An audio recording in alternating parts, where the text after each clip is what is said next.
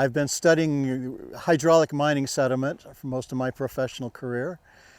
And I grew up along the Lower American River. I used to float this river when I was a kid, but I have not really studied it for hydraulic mining sediment other than a few casual visits. So I'm back here today to take another casual look at what I hypothetically think is a large former floodplain, a river terrace of hydraulic mining sediment in the Lower American River.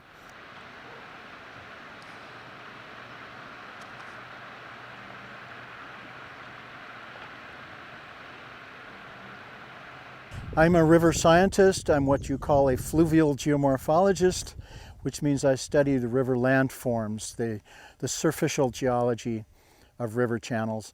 And I've been studying hydraulic mining sediment most of my professional career.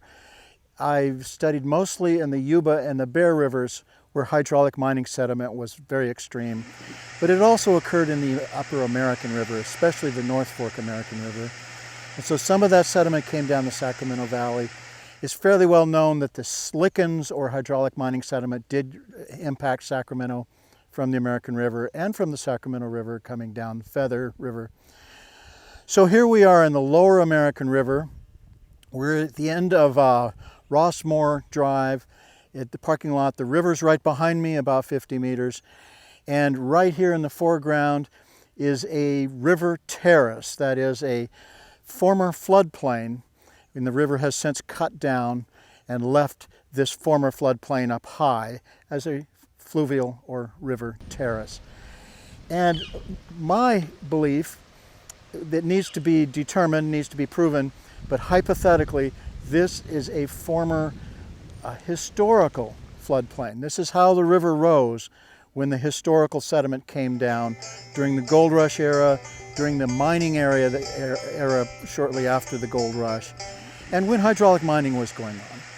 Hydraulic mining was enjoined in 1884, but the sediment continued to come down.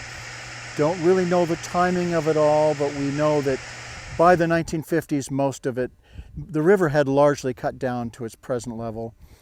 And when Folsom Dam came in the 1960s, it cut and began to widen quite a bit after that. So there's been mostly sediment removal in the mid to late 1900s. This terrace, as I interpret it to be, if it is historical sediment, is probably a mixture of mining sediment and also eroded sediment from other human activities like logging, canal building, which was extensive in the Sierra Nevada during that period. Unleashed a tremendous amount of sediment.